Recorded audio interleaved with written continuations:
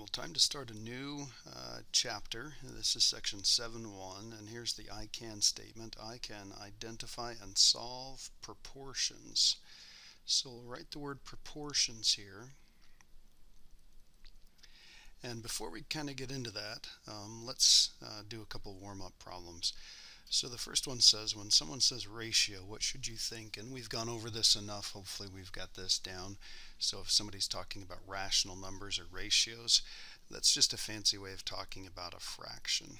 Okay, so we're going to put fractions right here. So if somebody says ratio or rational or something like that, we're talking about fractions or numbers that can be written as fractions.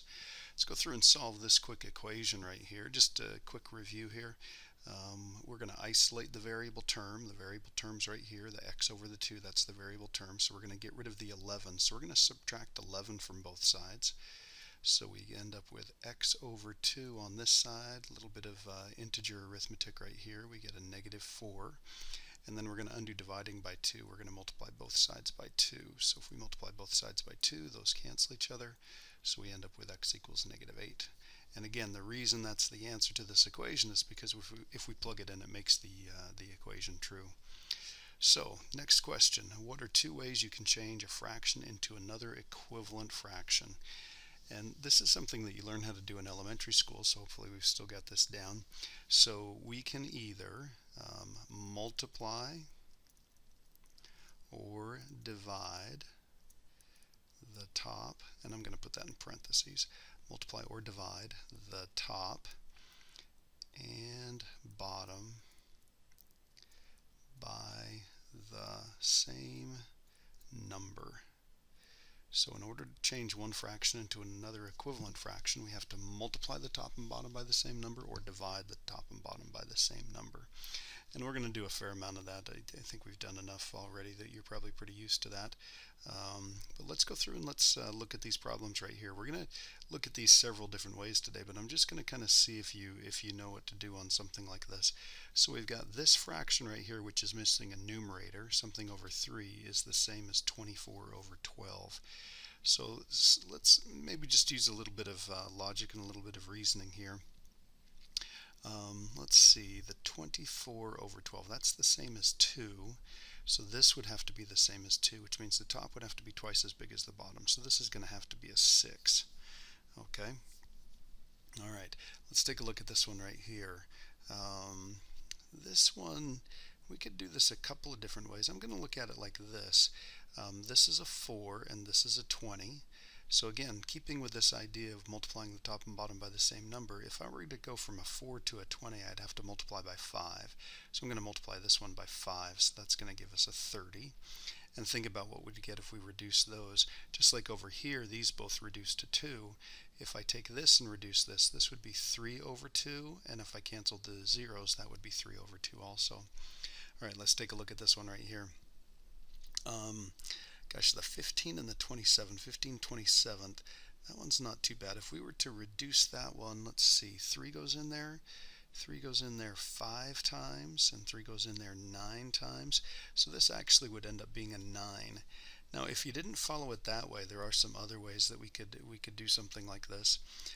We could maybe think, what would we multiply the 5 by to make it a 15? We'd have to multiply it by 3, and so whatever this number is, we'd have to multiply by 3 to make it a 27. So that's going to be a 9 right there.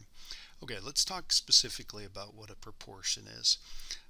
So a proportion is an equation. It's an equation that sets two ratios equal to each other. So again, when we say ratios, we're talking about two fractions, so we're going to be setting two fractions equal to each other. And like any equation, it can either be true or it can be false. Now we want all the proportions that we work with, we want them all to be true. So we want to pick the right number to plug into that proportion, that proportional equation that would make it a true proportion, a true equation. So in fact, we kind of use this vocabulary pretty loosely, and when we say two ratios form a proportion, what we really mean is they form a true proportion. We're really not interested in using anything that's not a true proportion. We don't want any false proportions out there. So whenever we say we're working with something that's proportional or we've got a proportion, what we mean is it's a true proportion. So if two ratios form a proportional relationship, in other words, they're in the same proportion, or they make a true proportion, that's the same as saying that they are equivalent fractions. So it's very similar to things that you've done before where you're changing a fraction into another equivalent fraction. So here's what we're looking at. How do we tell if two fractions form a proportion? Well, let's take a closer look at these starter questions, or these warm-up questions right here. And do you notice anything about the patterns in the numbers of the ratios? So here's what we're going to do. We're going to take a look at this, and there are a couple different ways that we can do these problems. I've got a couple written down right here. The first one, and we're going to look at it this way, the first one is using a scale factor. And the idea of a scale factor is going to be a really important idea, so I'd like you to put an asterisk around this so you don't forget what that is. And here's what a scale factor is. We can multiply or divide to go from the top to the bottom, or sorry, top to top, or bottom to bottom. So what that means is we're going to take this fraction right here and change it into this one, or take this fraction and change it into this one. Well, it would make sense that on this one right here, since we know the 24 and the 12, let's start with that right here. And here's what I mean by a scale factor.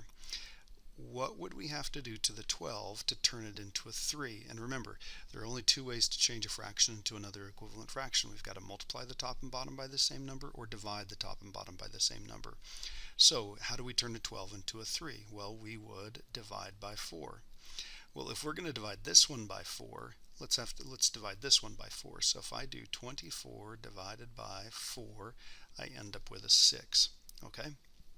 So you'll notice that that's the same answer that I got before, but we're thinking about in these terms right here, not necessarily equivalent fractions and saying, oh, I can change this to a 2, so what would this have to be? So it, 3 goes into it 2 times, although that's a decent way to do it.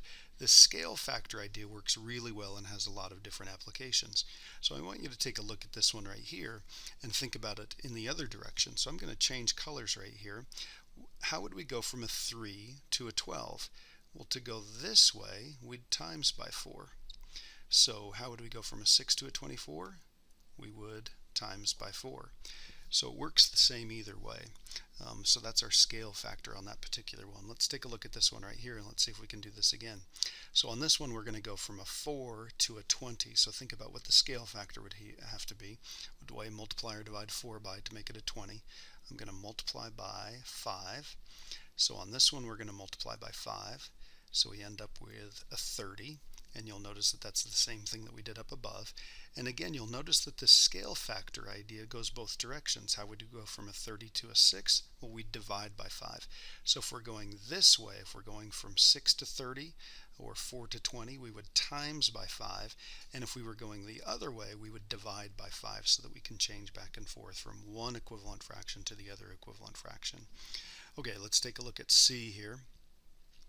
We're going to go from 5 to 15, so we would times by 3.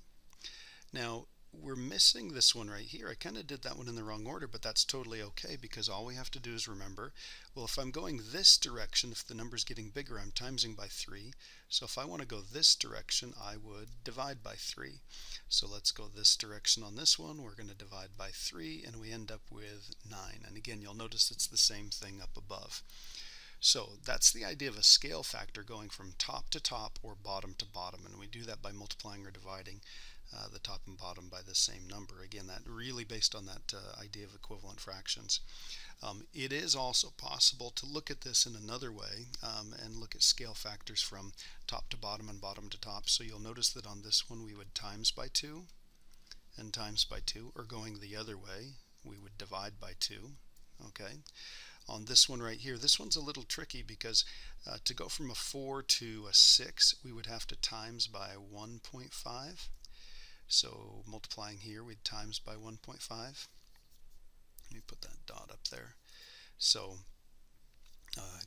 decent way to do these problems, but I really would rather you focus on the idea of going from top to top or bottom to bottom using that multiplication and division. So another way that you can tell if they're proportion is you can do what's called cross multiply. Cross multiply.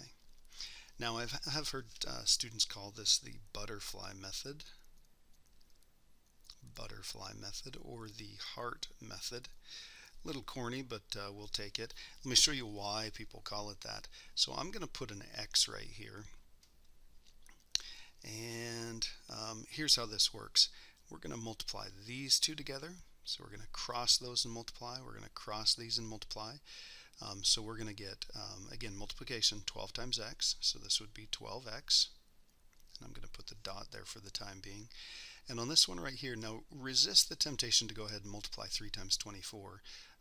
That's 72, but I'm going to leave it 3 times 24, and I'm going to show you why here in just a second. That's actually going to make this problem a bit easier to do if we leave it like this.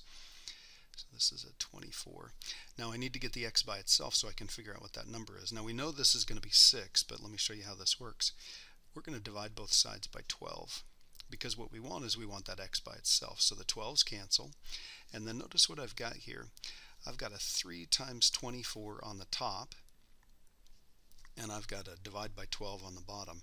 So I'm going to do a little bit of cross canceling. So I'm going to cancel the 12 with the 12. 12 goes in here once, 12 goes in there twice. 3 times 2 is 6. So on the top we have a 6, and on the bottom we have a 1. So x is equal to 6. So there we go, that's the right number. And you'll see that as we did this before, it's exactly the same. So we got 6 over 3, that's saying 6 over 3 because the x is 6, and then 24 over 12. So I'm going to do another one using cross multiplying. So here's how this works. Again, I'm going to use an x for that missing piece. You could use a question mark or whatever symbol you want. So we're going to cross these and multiply. And again, I'm just going to write down 6 times 20. And then that should be equal to, over here, this is going to be 4 times x. Now you can see why they call that maybe the butterfly method. It maybe looks a little bit like a butterfly. To me it looks a little bit more like a heart. I don't care what you call it. You don't have to have a funny name for it or anything like that. You just have to know that this is cross multiplying. And that's one of the ways we solve proportions. So we need to finish this off by figuring out what x is. So we're going to divide both sides by 4. And the cool thing about this technique is it gives you an opportunity to practice cross cancellation. So those 4's cancel just like we expect.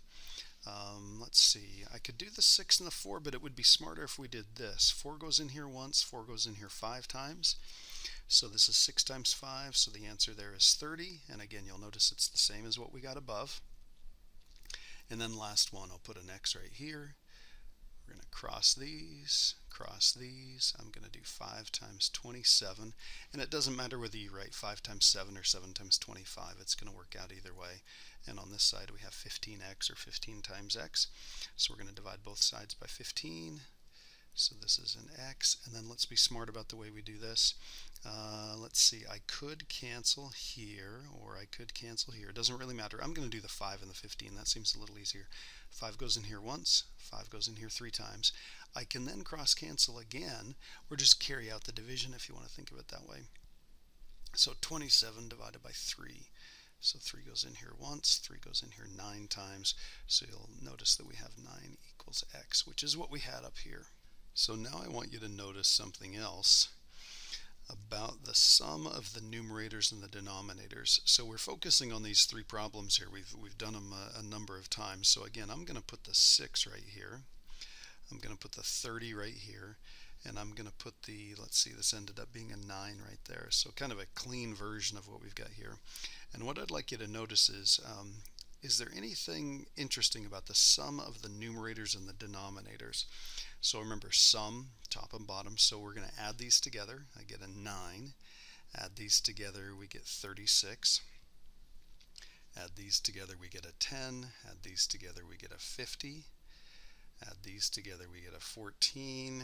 And add these together, we get a 42. Okay. Now, do you notice anything kind of interesting on this problem with the 9 and the 36? Let's kind of trace our way back up here. Notice what we had for the scale factor right there was 4. So I'm going to kind of emphasize this by saying, look, if we go from here to here, we're going to times by 4. If we go from here to here, we're going to times by 4. Well, it shouldn't really be any surprise if we add these together, we get 9, and add those together, we get a 36. If the relationship from side to side here, from left to right, is timesing by 4, notice that when we times by 4, we end up with the same type of relationship. So that scale factor works in a lot of different ways. Let's just double check it on this one. Scale factor here was 5. Remember, going this direction from left to right, we'd times by 5. So going the other direction, we'd divide by 5. We'll take a look right here. We would times by 5, or going the other way, divide by 5. Scale factor on this one was 3, so let's just check here, times by 3, or going the other way, divide by 3, and I'll just grab a calculator to check that. We don't have our 14 times tables memorized, but hopefully it's not too bad. You can see that that's what it would be. If I do 14 times 3, lo and behold, it's 42, and of course 42 divided by 3 is 14. So that relationship holds really well. So this idea of scale factors is a really important one, so keep that one in mind. Okay, so that's kind of some background on how proportions work and some ways that we can check those. So on your assignment, you've got some that say this: determine whether these ratios form a proportion, show your work, or give a reason. So again, any way you want to do this would be just fine. So you could do it using scale factors if you wanted. So we could say, well, I'm going to multiply this by 2. If I multiply that by 2, does that work out? 3 times 2 is 6. 7 times 2 is 14. So we just say, yes, it's a proportion, and that's enough work right there. We could also do this using that butterfly method, or the cross multiplying. So this one right here we did using scale factors. So I'm going to go ahead and write that, scale factor. Scale factor on this one was 2. And on this one right here, let's go ahead and check this using cross multiplying. So if I multiply the two of these together, we end up with 44. If I multiply those two together, we end up with 54. They're not equal, so the answer on this one is no. Pretty quick way to check.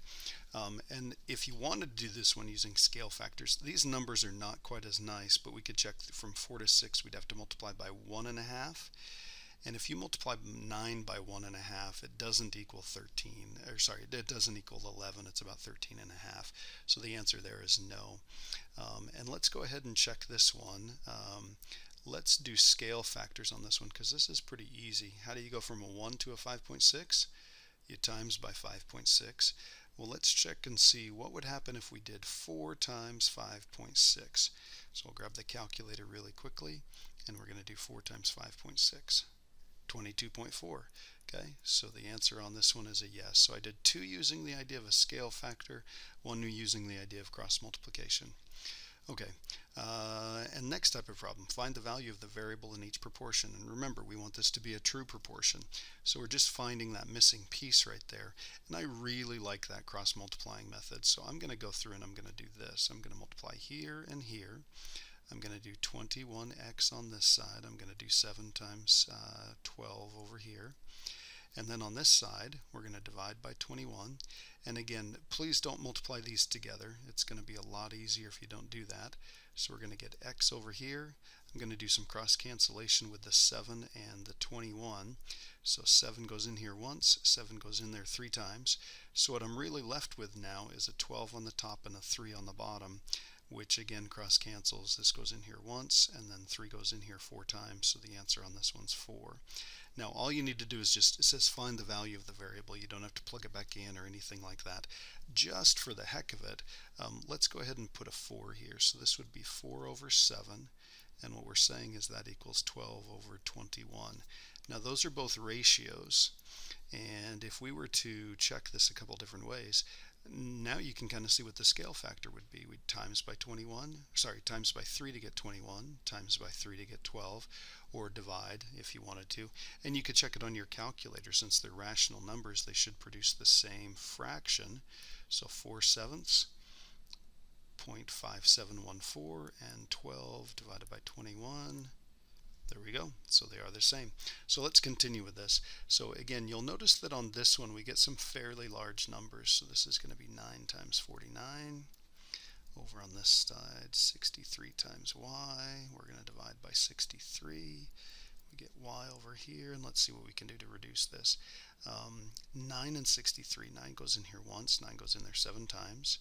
7 goes into 49 7 times. So we get y equals 7.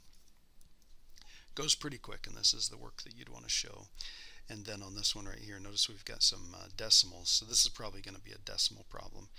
Let's maybe throw this into the calculator. So 13 times 56 over here is 11.2n. So we're going to divide both sides by 11.2. Again, not dividing by 11.2n, just the 11.2, that n we like over on that side. So we're going to get n equals, and then we'll throw this into the calculator. Just make sure you do it the right way. So we're going to do 13 times 56, and then we're going to divide that by 11.2. So our answer on this one is 65. Now, just to make sure, so we're saying the answer is 65. Let's use the calculator and let's check and see. 13 divided by 11.2. Throw that in there. Oops. Insert that. 1.1607. And 65 divided by 56. There we go. Same thing. Now, I've got a thought question for you here. And a lot of people think that this is kind of just magic, that you just cross multiply and stuff like that. But I do want you to understand why it works that way. So think about it for a second. This is just an equation. In fact, it's an equation with fractions in it. In fact, we're nearly done with this right here. All we need to do is get rid of the 20. So if you stop and think about it this way, this is what we're doing. This has fractions in it, and fractions are kind of a pain in the butt to deal with. So what we're doing here is we're actually multiplying both sides by the denominators. So we don't like working with fractions, and what makes them fractions is denominators. So we're going to take this side, and we're going to multiply it by both the 4 and the 20, and multiply this side by both the 4 and the 20. Now, I'm multiplying both sides by the same thing, so that's totally okay. Watch what happens on this side. The 4's are going to cancel, so we have 6 times 20. And on this side, the 20 is going to cancel, so we end up with 4 times x. So notice what the end result is here. We multiplied the 6 times the 20 on this side, we multiplied the 4 times the x on this side, and then we just finished solving that, of course. So let's do the same thing on this one. We're going to multiply this side by something that will cancel off both denominators. We want to cancel off a 27 and a y. So we're going to multiply both sides by 27y. The y's cancel on this side, so you have 27 times 5. And let's see, the 27's cancel on this side, so you have a 15 times a y. So notice that's the same thing as if we just kind of took a shortcut and did that cross multiplication method. All right, should be in good shape for the assignment.